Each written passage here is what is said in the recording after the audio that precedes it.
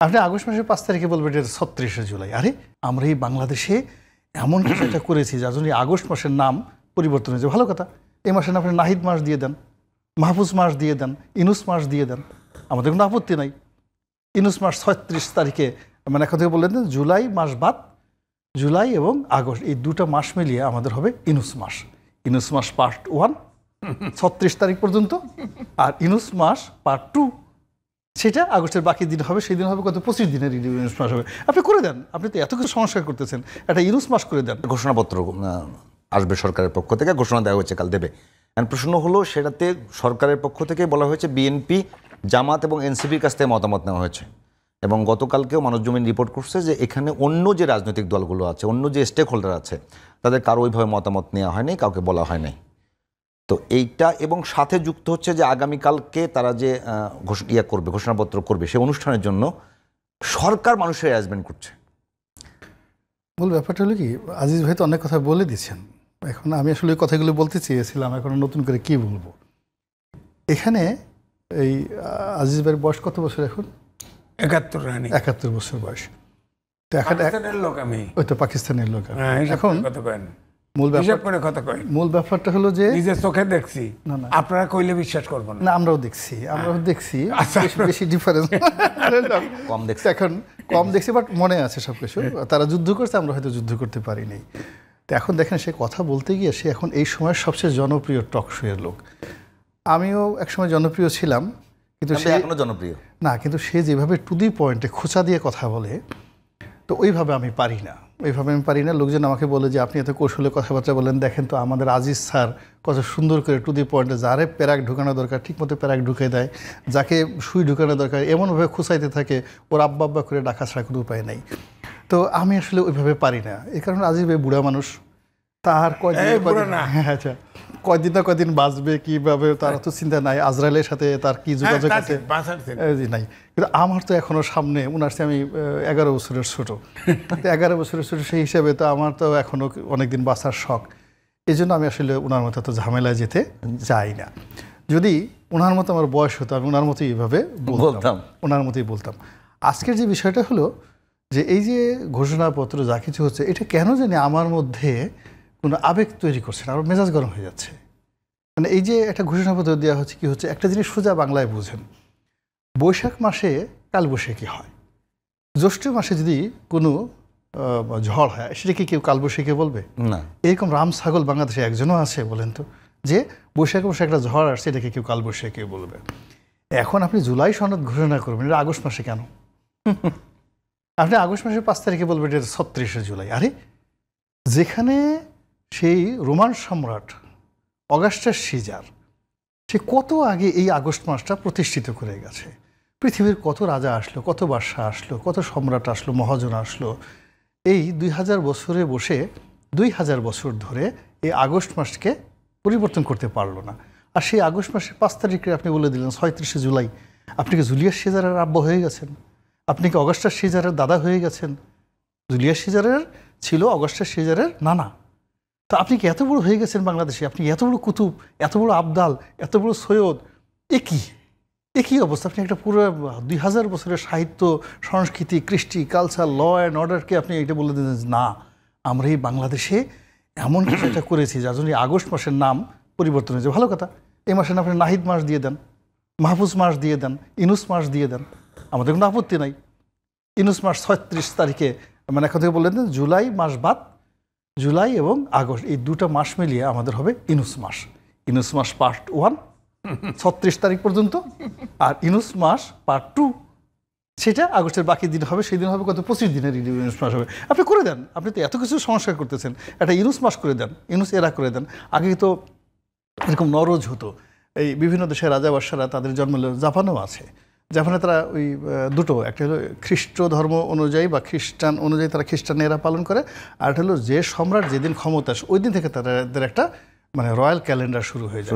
তা আমাদের ইউনুস সাহেব যে কদিন আছেন, উনি যদি বলেন যে না আমি এই সবার জন্য সব মানে 10টা মাস দিয়ে দিলাম, এই আগস্ট এবং জুলাই এই 2টা মাস আমি নিয়ে নিলাম। জুলাই মাসের পার্ট 1 যেটা হবে ইনুস নাম্বার 1 আর ইনুস নাম্বার 2 এটা হবে বাকি সময়, তখন আপনি 36 দিনে করেন। কিন্তু আগস্ট মাস কি আপনি নিয়ে 36 জুলাই বলবেন, আর পুরো বাংলাদেশ আমরা মাথা নুয়ে নিয়ে বলবো ঠিক ঠিক ঠিক। আজকে আমি যে আজকের বাংলাদেশ প্রতিদিনের পত্রিকা আমার একটা লেখা আছে, গণমূর্খতা। মানে মানুষকে যখন আপনি ভয় দেখান, লোভ দেখান, প্রলোভন দেখান, অনেক মানুষ দেখবেন যে বয়স্ক মানুষ ওই খুব মিষ্টি পছন্দ করতো যৌবনে, কিন্তু ডায়াবেটিস, মরে যায় ডায়াবেটিস। ছোটো পোলাপানে এসে দাদা মিষ্টি খাওয়া, দাদা মিষ্টি খাওয়া, তো বুড়া দেখবেন যে সে পোলাপানের মতো আচরণ শুরু করে, সে মিষ্টি নিয়ে বাচ্চা দৌড়ায় আর সে এই বুড়া মানুষ তার পিছিয়ে পিছিয়ে দৌড়ায়। তো এই যে লোভ একটা মানুষকে কি করে দেয়, এখন এই যে আমাদেরকে লোভ দেখানো হচ্ছে, আমাদেরকে ভয় দেখানো হচ্ছে, প্রলোভন দেখানো হচ্ছে, এগুলো দেখিয়ে পুরো জাতিটাকে একটা মূর্খ বানিয়ে ফেলা হচ্ছে, অশিক্ষিত বানিয়ে ফেলা হচ্ছে। আমরা যেন কোনো কিছু বুঝি না। এই এতকাল মানে আমি masters of law from Dhaka university থেকে লতে মাস্টার্স করে একটা ছেলে, আমাকে যদি এখন শিখতে হয় যে সংবিধান কি, এবং এদের কাছ থেকে আলী রিয়াজের কাছ থেকে, সংবিধান আমাকে শিখতে হবে ডক্টর মোহাম্মদ ইউনূসের কাছে, সংবিধান শিখতে হবে এই এখন এদের যারা নামও আমার বলতে ইচ্ছা করে না তাদের কাছ থেকে। আমার এই ক্ষুদ্র জীবন, আমি ওনার মতো না, আমি ন্যাশনাল পলিটিক্সে এমপি নমিনেশন চাওয়া পাওয়া থেকে শুরু করে কতগুলো ইলেকশন করলাম, ঢাকা সিটি কর্পোরেশন ইলেকশন করেছি। তো ইলেকশন এগুলো করার পরে এখন কীভাবে ইলেকশন হবে সেটা আমার শিখতে হবে বদিউল আলম মজুমদারের কাছ থেকে, যে এখন পর্যন্ত ইলেকশন ভালো মতো আমার সাথে যদি খালি আমার নির্বাচনী এলাকায় 2 দিন ঘুরে নিয়ে আসি, ও লোক পাগল হয়ে যাবে, ঢাকা শহরে থাকবে না, তারপরের দিন বলবে তাতে আমাকে একটা তাবিজ দাও। এটা কি খুবই জরুরি যে নির্বাচন নিয়ে কাজ করার জন্য নির্বাচন করতে হবে? অবশ্যই নির্বাচন নিয়ে কাজ করার জন্য না, আপনি যদি একাডেমিক কোনো কাজ করেন, একাডেমিক কাজ করার জন্য কি মানে একাডেমিক বাস্তব মাঠের অভিজ্ঞতা খুব জরুরি মনে হয়? খুবই জরুরি, ভীষণ রকম জরুরি। একাডেমিক মানে আপনার যে কোনো একাডেমিক, আপনি একটা জিনিস চিন্তা করেন তো, একটা সময় মনের ইসেরা পাহাড়ে চলে যেত প্র্যাকটিক্যাল এক্সপিরিয়েন্সের জন্য। এই যে বড় বড় রাজা বাদশা, তাদেরকে নির্দিষ্ট একটা সময় শৈশবের মরুভূমিতে কাটাতে হতো আরব দেশের। কেন? হোয়াই? অনেক মানে অভিজ্ঞতা অর্জন, অনেক মাকে, অনেক মানে রাজপুত্রদেরকে, যারা রাজপুত্র তাদেরকে একটা চিন্তা করেন তো, কেন মাতৃদুগ্ধ খেতে দেওয়া হতো না, তাদেরকে কেন ধাত্রীর দুগ্ধ খেতে দেওয়া হতো? হোয়াই? কেন কঙ্কবেন 800 বছর আপনার এই বদিউল আলম মজুমদারকে জিজ্ঞেস করেন এই অনুষ্ঠানের মাধ্যমে, কি মাস তাকে বলতে হবে।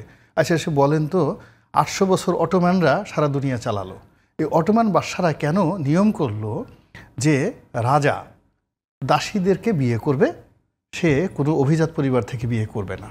হোয়াই? পৃথিবীর যে প্রথম তারা যে মানে আর্মি করলো, রেগুলার আর্মি করলো, সেই মানে এর মধ্যে বেতনভোগ আর্মি তাদের মানে জেনেসারি বাহিনী। পৃথিবীতে আর কেউ কখনো এরকম জেনেসারিদের মতো বাহিনী করেনি। 800 বছর সেই জেনেসারি বাহিনীরা কীভাবে হলো? What is the difference between Janissary বাহিনী এবং বাংলাদেশ মিলিটারি? এটা আপনি বই পুস্তক দিয়ে হবে না। ওই জেনেসারি পৃথিবীতে এক জায়গাতেই হয়েছে, এই জন্য ওখানে যেতে হবে যে ওখানকার ভৌগোলিক অবস্থার কারণে ওই জেনেসারিরা কেন সেখানে হয়েছে। আমাদের যে ইলেকশন, আমাদের ইলেকশন ভারতের ইলেকশনের সাথে মিলবে না, আমাদের ইলেকশন আমেরিকার ইলেকশনের সাথে মিলবে না, ইংল্যান্ডের ইলেকশনের সাথে মিলবে না। বাংলাদেশের ট্রেডিশন অনুযায়ী আমাদের ইলেকশন। এখন সেই ইলেকশনে যদি আপনার মাঠের অভিজ্ঞতা না থাকে, আপনি সুঙ্গা না ফুকান, বুড়ি না খান, পান জর্দা বিতরণ না করেন, এলাকাতে অমুক ভাইয়ের তমুক দল এগুলো নেখান, পিছন থেকে আপনাকে একদল ধাওয়া দিচ্ছে, আপনি প্রাণ ভয়ে দৌড়াচ্ছেন, এই অভিজ্ঞতা না থাকলে আপনি বই পুস্তক পড়ে, জর্জ ওয়াশিংটনের বই পড়ে, রুশো ভলতিয়ারের বই পড়ে আপনি বাংলাদেশের ইলেকশন সম্পর্কে কিছু করতে পারবেন না। এই কথাটাই আমরা দীর্ঘদিন যাবৎ বলে আসছি। আমাদের এখানে যে সকল জনপদের ক্যারেক্টারটাকে বুঝতে হবে, আপনি ক্যারেক্টার আগে বুঝতে হবে। এবং এখানে দেখেন যা হয়, আমি এই যে আজকে এখানে বলতেছি, শেখ হাসিনা একদিন বলতেছিল আমাদের পার্লামেন্টারি কমিটির গোপন বৈঠক, এখন সে বলতেছে যে গোয়েন্দা সংস্থার একটা রিপোর্ট দিছে, একজন বড় সচিব নিয়ে কথাবার্তা হচ্ছে, খুবই গুরুত্বপূর্ণ একজন সচিব, যে কিনা পরবর্তীতে ক্যাবিনেট সচিব হয়েছেন, তার আগে প্রধানমন্ত্রীর কার্যালয়ের হবে। তো বলা হলো যে এটা জামাত শিবির করে। তো জামাত শিবির করে কে রিপোর্ট দিচ্ছে? গোয়েন্দা সংস্থার রিপোর্ট দিতে। শেখ হাসিনা বলতেছে যে আমাকে বেকুব বানানোর জন্য কত কিছু করে, এই যে এখানে যারা ওই সচিবের সাথে পেরে উঠতেছে না, সে জামাত শিবির করে, তাতে আমার কি? তো ওই সচিবের সঙ্গে যারা ক্যারিয়ার পেরে উঠতেছে না, তারা ওকে জামাত শিবির বানিয়ে ওকে পিছনে ঠেলে দেওয়ার চেষ্টা করছে। 1 2 নম্বর হলো গোয়েন্দা সংস্থার যে মানে বক্তব্য আমি এক কান্দে শুনি আর এক কান্দে বের করি। এই কারণ হলো আমি যখন 96 সালে ছিলাম, তো ওই বিভিন্ন এমপি পদপ্রার্থীদের যে মনোনয়নের যোগ্যতা লিস্টে আসছে, তো এখানে এক প্রার্থী সম্পর্কে আসছে যে এর চরিত্র খুব ভালো, এলাকায় অসম্ভব জনপ্রিয় এবং একে মনোনয়ন দিলে সে বিপুল ভোটে জয়লাভ করে আসবে। আমি জানি যে মারা গেছে 10 বছর আগে, তো সে গোয়েন্দা সংস্থা তারা রিপোর্ট দিচ্ছে এত জনপ্রিয়তা, এই রিপোর্ট মানে এটা শেখ হাসিনা নিজের কথা। এখন বোঝার চেষ্টা করে যে আমি যদি একটা বৃহত্তর মন্ত্রণালয়ে 5 বছর একটা সংসদীয় কমিটির 4টা সাব কমিটির চেয়ারম্যান ছিলাম, এই যোগাযোগ, রেল, বিআরটিএ, বিআরটিসি, এই যে ঢাকার যত মেগা প্রকল্প দেখেন ইনক্লুডিং পদ্মা সেতু, আমি এই কমিটির প্রধান ছিলাম, অ্যাকাউন্টস কমিটির, অডিট কমিটির, রোডস অ্যান্ড হাইওয়ের যত কাজগুলো দেখেন, এই যে মেট্রো রেল, এটা কীভাবে হলো মুখস্থ প্রথম দিন থেকে কী পর্যন্ত, এই সমস্ত সরকারি কর্মকাণ্ডে কি হয় প্র্যাকটিক্যাল এক্সপিরিয়েন্স একটা পলিটিশিয়ানের যেভাবে আছে, এটা আমলান সেভাবে না। আমি 5 বছর যেটা চালাইছি এর মধ্যে কত সচিব আসছে, কত সচিব গেছে, কত প্রকল্প। রনি ভাই, আপনাদের যারা এক্সপিরিয়েন্স আছেন বা রাজনীতিবিদরা একেবারে বাংলাদেশের জন্য কাজ করছেন, তাদেরকে সবাইকে নিয়েই তো কাজ করার চেষ্টা করছে বর্তমান অন্তর্বর্তীকালীন সরকার। না, তাদের সবাইকে নিয়ে কার কাজ করছে আপনি বলেন তো? আপনি যে এখন যে মানে 25টা-30টা দল, এই দলের মধ্যে বিএনপি এবং আওয়ামী লীগের সঙ্গে, এই দুটো রাজনৈতিক দলের সঙ্গে একটা যে কোনো একটা সিটে এমপি ইলেকশন করে আসবে, এরকম 25 জনের মধ্যে 2 জন আছে কিনা বলেন তো? আপনি জামাত যদি ভালো মতো ইলেকশন হয়, বিএনপি এবং আওয়ামী লীগ আসে সর্বোচ্চ 4 থেকে 5টা সিট পাবে ফেয়ার ইলেকশন এলে, নট মোর দ্যান দ্যাট। আর আপনি এখন জামাতের আমিরকে বানাচ্ছেন দ্বিতীয় রাষ্ট্রের পিতা, উনি কালকে একটা টকশো দিকে বলছে এলো হবে জাতির পিতা। জামাতের আমির যেখানে যাচ্ছে সেখানে গোলাপ ফুল ফুটে যাচ্ছে, সে যেখানে যাচ্ছে সেখানে মানে গুনগুনিয়ে কোকিল ডাকছে, সে যেখানে যাচ্ছে সেখানে তারেক রহমান সাহেবের কোনো নামগন্ধ নেই। এবং এই যে যে জিনিসগুলো হচ্ছে, বিএনপির মধ্যে একটা বড় দলকে জামাতের চেয়ারের নিচে ঢুকে দেওয়া হচ্ছে। তো it's not the politics. Salauddin সাহেবের মতো একটা লোক, সে কতটা কাঙাল হলে নাহিদের কাছে গিয়ে দাঁড়ায় থাকে হ্যান্ডশেক করার জন্য।